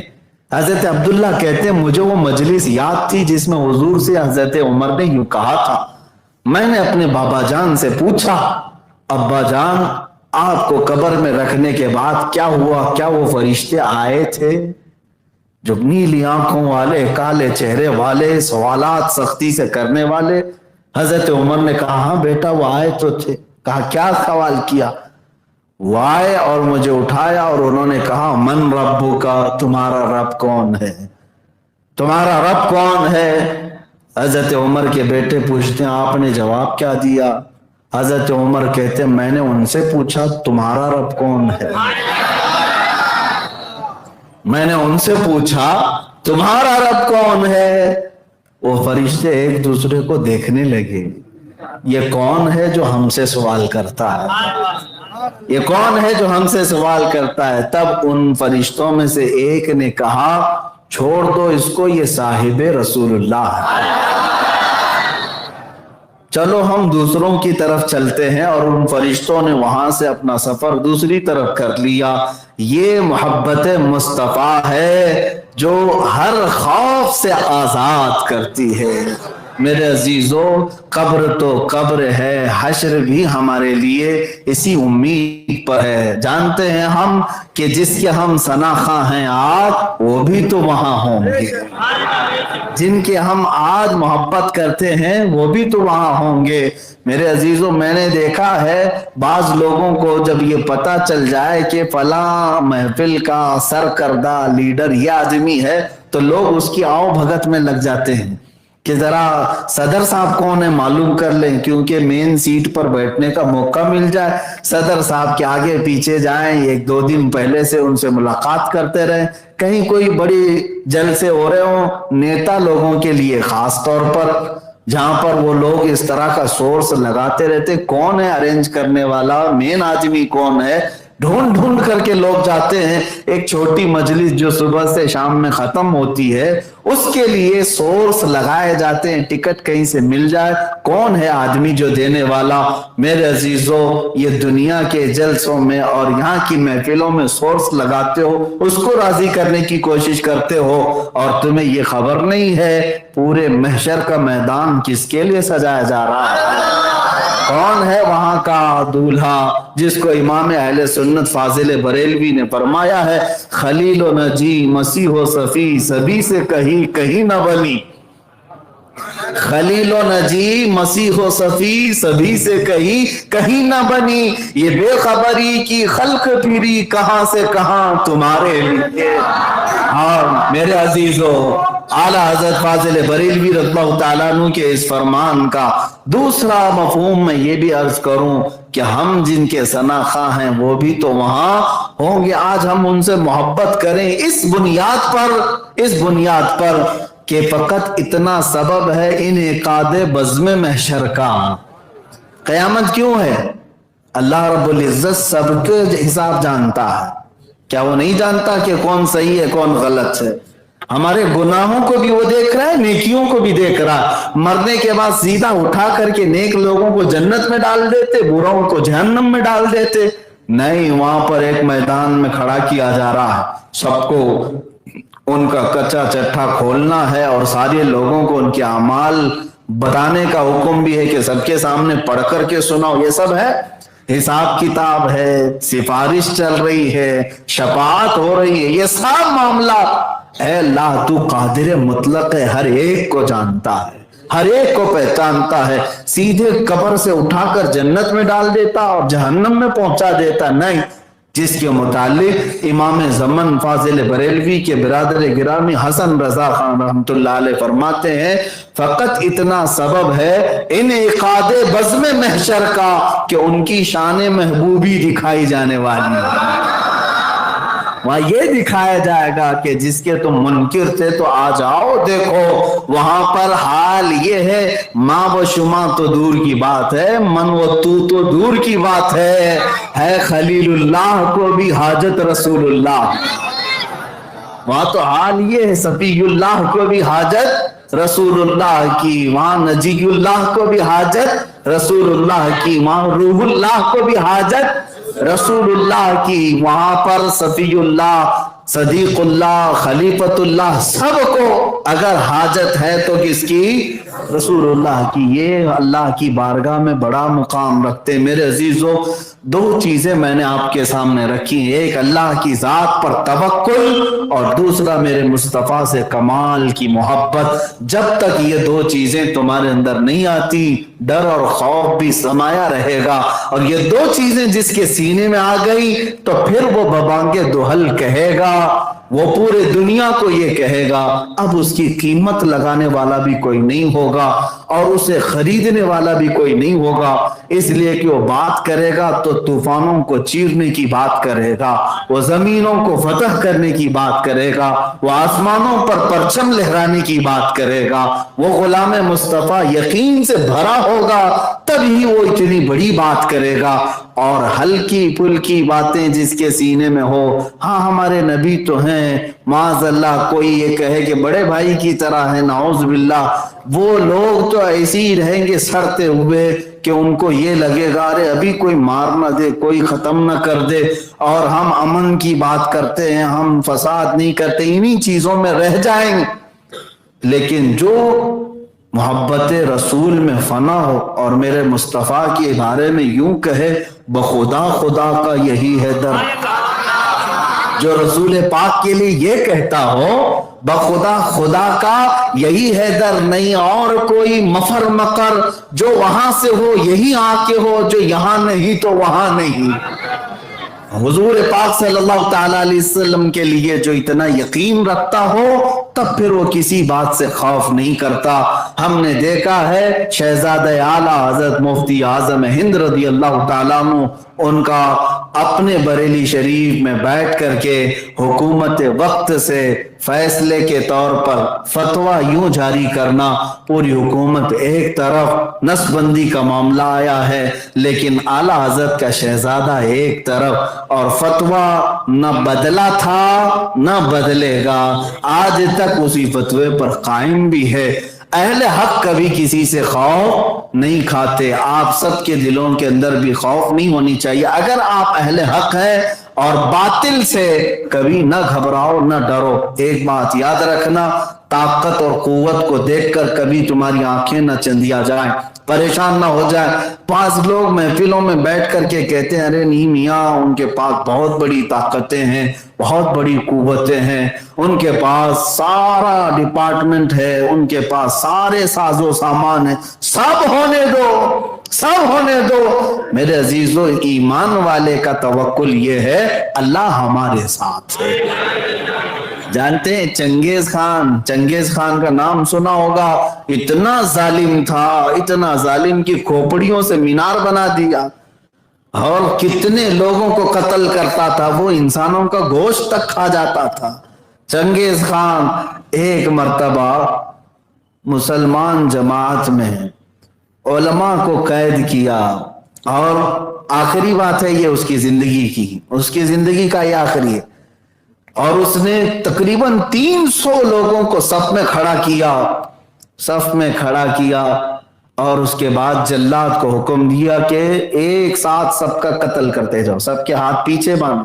3 صفیں لگی تھی، پہلی صف میں جب قتل شروع کیا جلاد نے تو ایک بڑے میاں تھے، بزرگ آدمی تھے، عمر دراز تھے، تو پہلی صف سے ہٹ کر کے دوسری صف میں چلے گئے، پیچھے والی، کہ پہلی صف کاٹی جا رہی ہے دوسری صف میں آ جاتا ہوں۔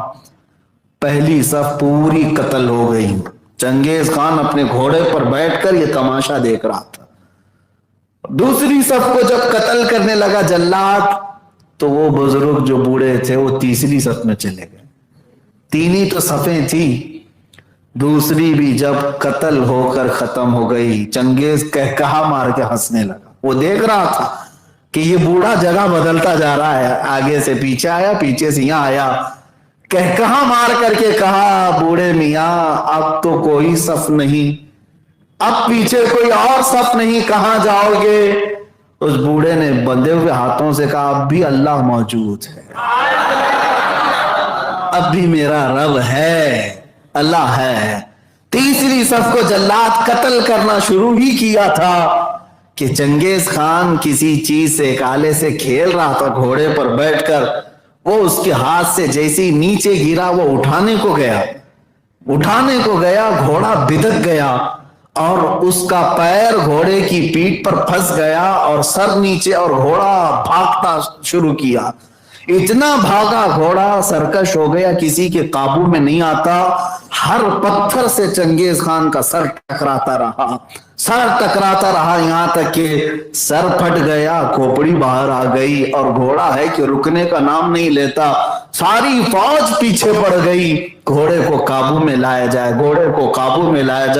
گھوڑا اس وقت قابو میں آیا جب چنگیز کی پوری کھوپڑی ختم ہو چکی تھی، اس کا دماغ نکل چکا تھا اور موت ہو چکی تھی. اور اس کے بعد جو قیدی تھے انہیں بھی چھوڑ دیا گیا، پوری بادشاہت ختم ہو گئی. اس بوڑھے میاں نے کہا میرے مولا نے دنیا کو یہ بتایا اللہ آخری وقت تک ہمارے ساتھ ہے، نہ گھبراؤ. اگر گردن پر چھری آئے تب بھی کہنا اب بھی اللہ ہے. پھانسی کا پھندا لگے اس وقت بھی کہنا اب بھی اللہ ہے. ابھی تمہارے ساتھ کچھ ہوا تھوڑی نہ ہے، کچھ نہیں ہوا تو اتنا گھبرانا اور خوف کیوں کرنا؟